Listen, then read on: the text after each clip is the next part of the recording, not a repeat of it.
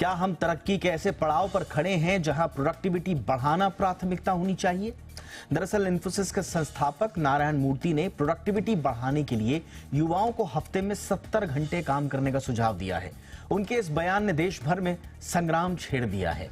इसे लेकर कॉर्पोरेट जगत दो हिस्सों में बंट गया है। कुछ उनके बयान का समर्थन कर रहे हैं तो कुछ लोग असहमत हैं।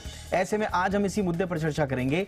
नारायण मूर्ति के 70 घंटे के मंत्र के मायने क्या हैं? क्या ये सुझाव भारतीय परिप्रेक्ष्य में प्रैक्टिकल धरातल पर क्या ये सही है सुझाव? क्या ये प्रैक्टिकली पॉसिबल है? और इसके पीछे कहने का मतलब या मकसद क्या हो सकता है? अगर ऐसा हो तो फिर सेहत, जिससे जुड़ी हुई बहुत सारी रिपोर्ट्स आ चुकी हैं कि ज्यादा काम से प्रोडक्टिविटी तो छोड़िए, सेहत पर भी उसके विपरीत असर पड़ते हैं। फिर उनका क्या होगा, उन चिंताओं का? करेंगे विस्तार से बात खास मेहमानों के साथ, लेकिन पहले रिपोर्ट देख लीजिए।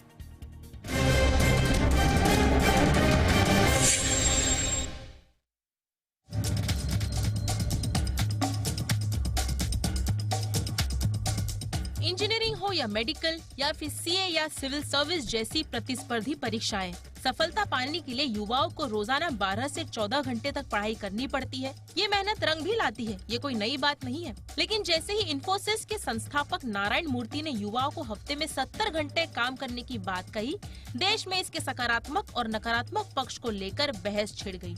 लेकिन पहले समझना होगा कि आखिर नारायण मूर्ति ने ऐसी बातें किस संदर्भ में कही और क्यों कही। दरअसल उन्होंने कहा कि ग्लोबल इकोनॉमी में प्रतिस्पर्धा करने के लिए यूथ को तय समय से अधिक काम करने की जरूरत है।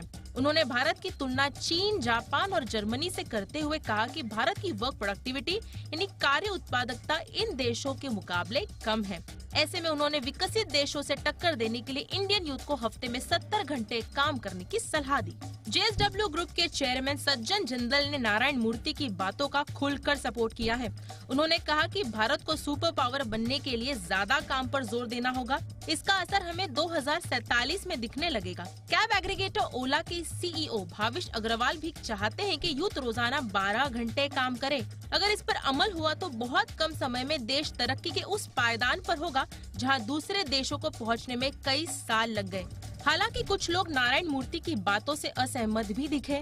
बिजनेस ट्रांसफॉर्मेशन लैब तलावी के CEO राजेश पद्मनाभन यूथ को घंटों में बांधने के खिलाफ दिखे।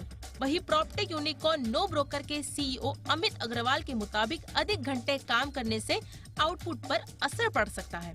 एडलवाइस म्यूचुअल फंड की CEO और MD राधिका गुप्ता ने इस बहस को नई दिशा दे दी है।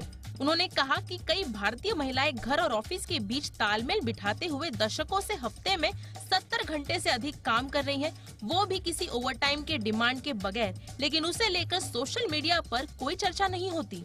हफ्ते में 70 घंटे काम को लेकर डॉक्टरों का कहना है कि वर्किंग आवर बढ़ाने के लिए यूथ को अपनी दिनचर्या में न्यूट्रिशनल और हेल्दी डाइट लेनी होगी।